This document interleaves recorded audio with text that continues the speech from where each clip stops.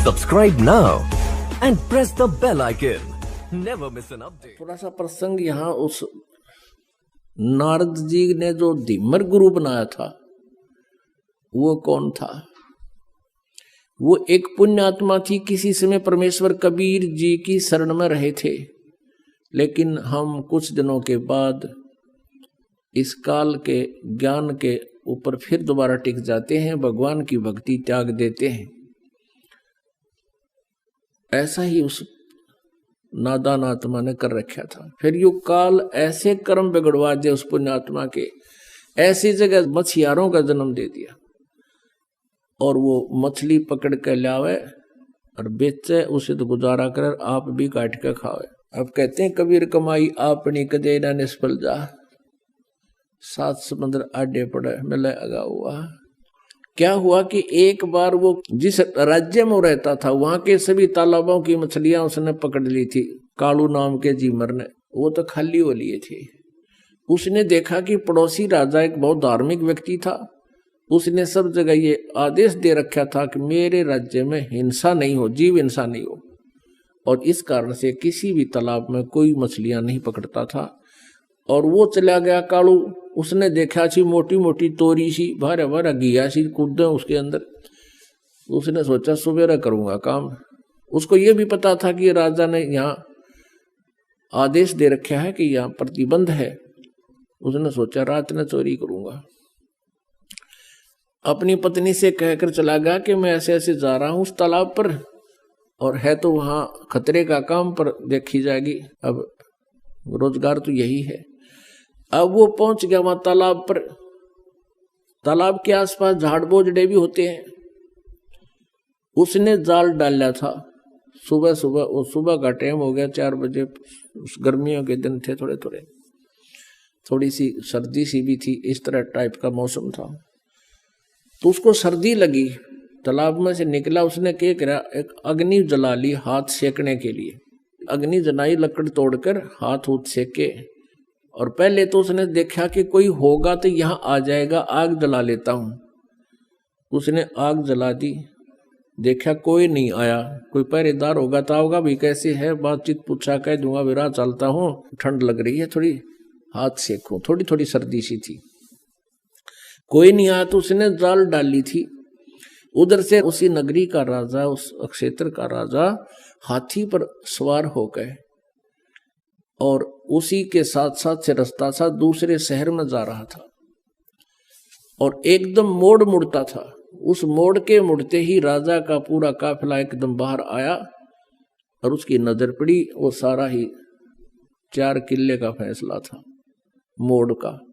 एकदम घबरा गया वो कालू जीमर कि भैया तो बात बिगड़ेगी, राजा आ गया, राज तेरी सजाए मौत होगी, तेने कानून तोड़ दिया। वो डर गया।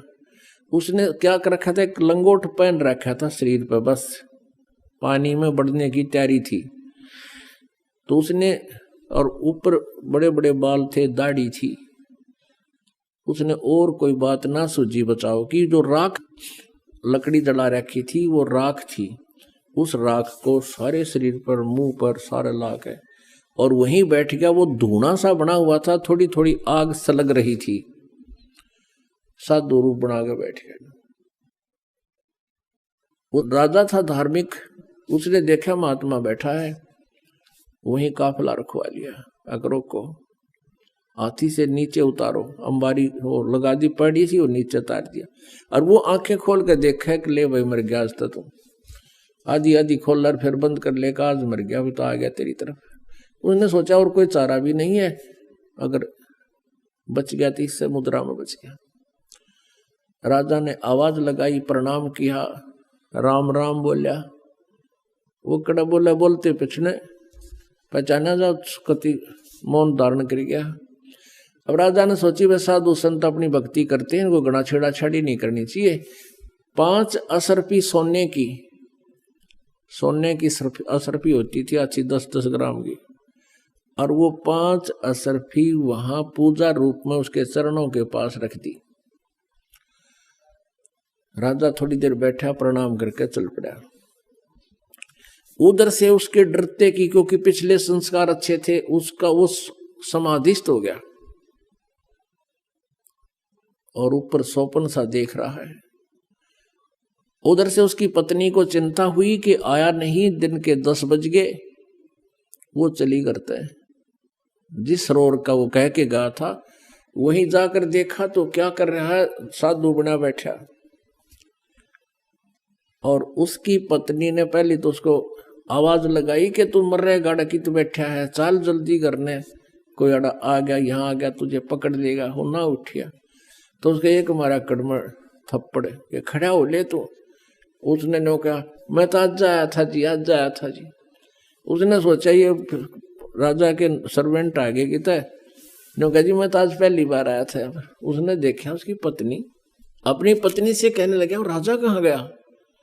उसकी पत्नी बोली राजा कौन था। राजा आया था यहाँ से। वो बोली राजा आता तेने छोड़ देता। फिर उसने देखा 5 असरफी रखी है। अब देखो कैसे परिवर्तन आता है। अब उसने नो सोच ली कि हे भगवान, हे परमात्मा, तेरे नाम पर मैंने तो नाटक सा कराया था, एक नकली स्वांग भरा था आपकी शरण का, और इतना ही मैं अपनी इतनी हमें सुरक्षा भी दे दी, मेरी जान भी बख्श दी, ये 5 असरफी दे दी, मैं 10 साल भी इतनी कमाई नहीं कर सकता जो आपने मेरे पास रखवा दी। उसी दिन से बैराग हो गया कि हे परमात्मा, तेरे नाम में, तेरी शरण में इतनी शक्ति, इतना सुख। अपनी पत्नी से कह दिया कि ले ये तेरी 10 साल की 20 साल की कमाई है यार, ले जा तू, और मैं आज के बाद मछली पकड़ू को नहीं। घर चले गए। उसकी पत्नी बोली काम करे बिना नहीं सरया करता, जा वो दे दे जाड़ा हाथ में, वो बांध दे रोटी 4 उसके।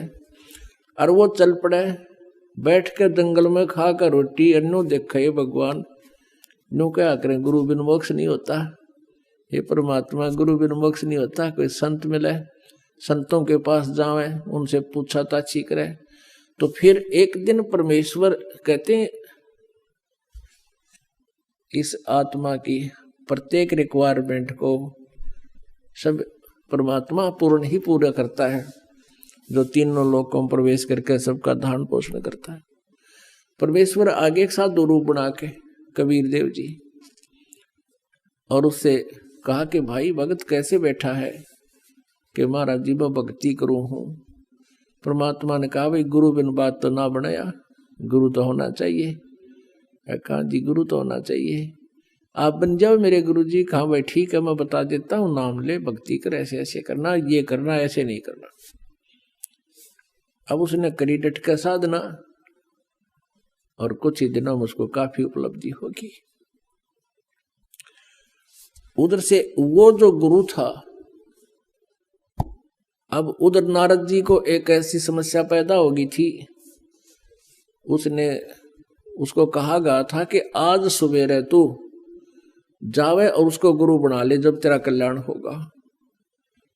तो सवेरे सवेरे वो जा रहा था किसी घाट के स्नान करने के लिए, आगे से वो कालू झीमर मिल गया उसने।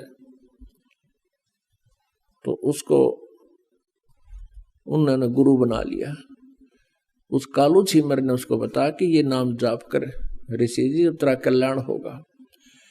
अब कहने का भाव ये है पुण्यात्मा, हम ये सोचा करते थे कि कालू जो था एक सिंपल सा साधारण आदमी, एक मछियारा था, और उसको नारद जी ने गुरु बना लिया तो भी उसका उस सत्र का कल्याण हो गया।